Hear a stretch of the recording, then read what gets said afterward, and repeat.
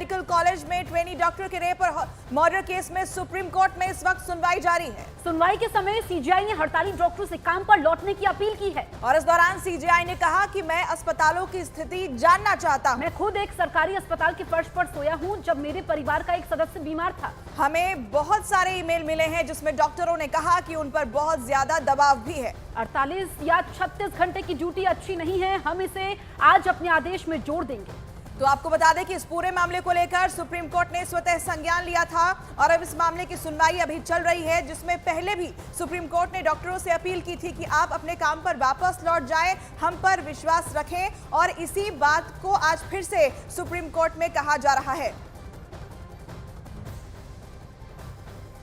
हमारे सहयोगी विक्रांत हमारे साथ लाइव मौजूद है। विक्रांत, अभी भी सुनवाई जारी है, बड़ी बातें आप बताइए सुनवाई में जो हुई है।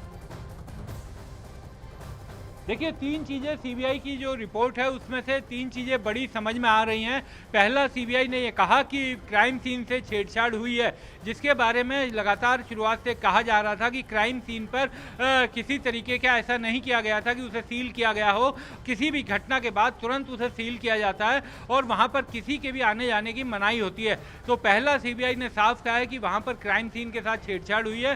दूसरा, सीबीआई ने ये कहा कि जो लड़की है, जो डॉक्टर थी, उसके क्रीमेशन के भी बाद एफआईआर दर्ज की गई है। यानी रात को 11:15 बजे तब तक लड़की की जो बलात्कार और उसकी हत्या की जो जानकारी है, उनकी बॉडी जो है वो सवेरे ही मिल गई थी और पूरा दिन निकालने के बाद रात को 11:15 बजे जब उस डॉक्टर का क्रीमेशन भी कर दिया गया था, उसके बाद एफआईआर दर्ज की गई है।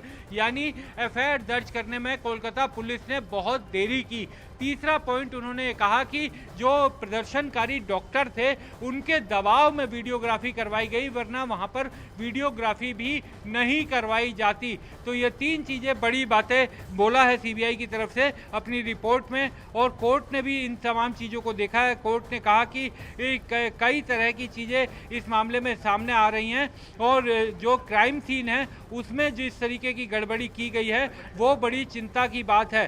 तो सीबीआई ने भी कहा कि ये बड़ी मुश्किल, ये बड़ी तकलीफ दे बात है कि किस तरीके से ये चिंता करने की बात है कि जो जीडी एंट्री रिकॉर्ड में दर्ज की गई है वो सुबह 10:10 की थी। यानी कि उस समय तक तमाम चीज़ों को सिक्योर कर देना चाहिए था, उसे सील कर देना चाहिए था और संरक्षित करना चाहिए था ताकि बाकी लोग वहाँ पर एंट्री ना कर सकें और क्राइम सीन को सुरक्षित रखा जाता है। लेकिन रात को 11:30 बजे तक सीजर वगैरह किया जाता रहा। आखिर ये क्यों इतनी देरी हुई थी, ये बहुत परेशान करने वाली बात है। आपको समय रोक रही हूँ, आपका रुख करूंगी, लेकिन बड़ी खबर इस वक्त दर्शकों को बता दें, इस वक्त की बड़ी जानकारी है। सुप्रीम कोर्ट में सीबीआई की स्टेटस रिपोर्ट से पर्दाफाश हुआ है।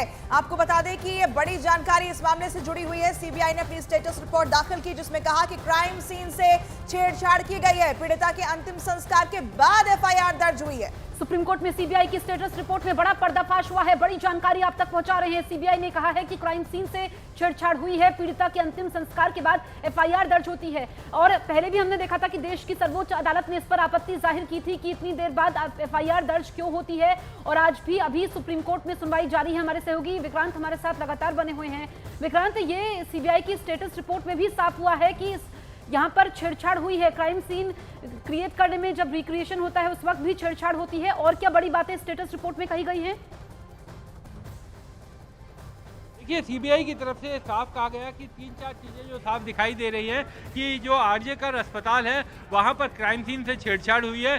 जो pीड़ित डॉक्टर थी उसकी मृत्यु के बाद एफआईआर दर्ज की गई और डॉक्टरों के दबाव में क्राइम सीन की वीडियोग्राफी करवाई गई, वरना वो वीडियोग्राफी भी नहीं करवाना चाह रहे थे। सीबीआई ने यह भी कहा कि मृत्यु जो पीड़ित डॉक्टर थी उसके दाह संस्कार रात को 11:15 बजे, उसके दाह संस्कार के बाद रात को 11:15 बजे एफआईआर, जो पहली एफआईआर है वो दर्ज की गई। पहले उनके माता पिता को बताया गया कि ये आत्महत्या है, फिर मौत, और फिर डॉक्टरों के दबाव में जब अस्पताल के डॉक्टरों ने जोर दिया और वीडियोग्राफी पर जोर दिया तब इस तरीके से उन्हें संदेह हुआ कि कुछ गड़बड़ है। सीबीआई ने यह भी कहा कि हमने 5वें दिन घटनास्थल पर प्रवेश किया था और सीबीआई जांच शुरू कर दिया।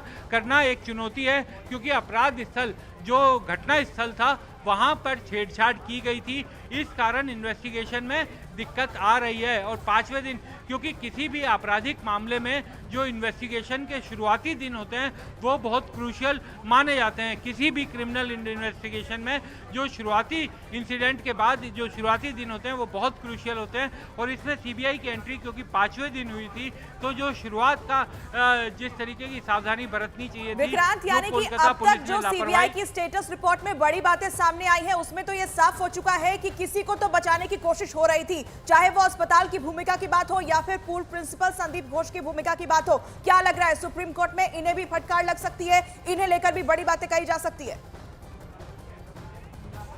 देखिए बिल्कुल, क्योंकि कोर्ट में ये तमाम चीजें सीबीआई की तरफ से कही गई हैं और सीबीआई की तरफ से ये भी कहा गया कि वहां पर क्योंकि इन्वेस्टिगेशन में हम 5वें दिन आए, घटना स्थल पर छेड़छाड़ हो चुकी थी तो उसमें गड़बड़ हुई।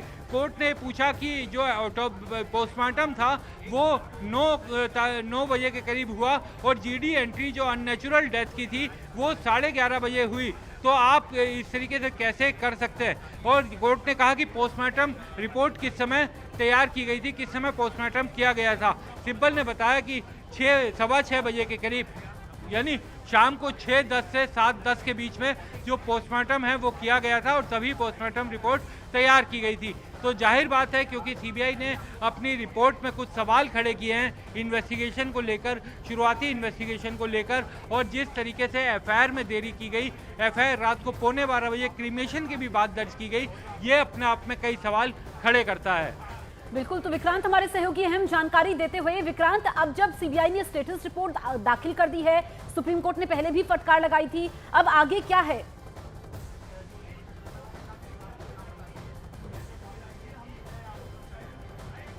विक्रांत, आप तक आवाज पहुंच रही है?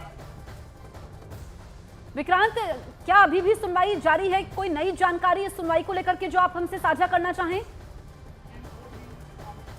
देखिए, इस समय सुनवाई तो अभी चल ही रही है क्योंकि इस मामले में कई बार सुनवाई के दौरान कुछ ऐसी निटिग्रिटीज आती हैं कि छोटी छोटी चीज़ें जो टेक्निकल हैं वो कोर्ट समझना चाहता है। इसी कारण इसमें कोर्ट अभी किस समय पोस्टमार्टम किया गया, किस समय उसमें कितनी देरी हुई, जो आरोपी है उसका मेडिकल रिपोर्ट कहाँ पर है, ये तमाम चीज़ें हैं जो कोर्ट अपने संज्ञान में लाना चाहता है, जिसके बारे में दोनों पक्षों से जानकारी मांग रहा है। और सीबीआई ने जिस तरीके से कहा है कि शुरुआती जो घटना स्थल था वहाँ पर छेड़छाड़ की गई थी, तो ये बड़ी चौंकाने वाली बात है कि अब इसमें किसी तरीके की साजिश है, क्या ये जानबूझकर किया गया था या फिर लापरवाही के कारण ऐसा हुआ, तो ये तमाम चीज़ें हैं जो कोर्ट अपनी सुनवाई के दौरान देखेगा। और अभी क्योंकि सीबीआई के बाद कोर्ट ने ये भी जानना चाह रहा है कि जो पोस्टमार्टम था, जब उसे कोर्ट ने कहा कि वो जब शुरू किया जाता है तो अननेचुरल डेथ के मामले में भी क्या पोस्टमार्टम होता है, क्योंकि शुरुआत में ये कहा जा रहा था कि जो डेथ है वो अननेचुरल हुई है,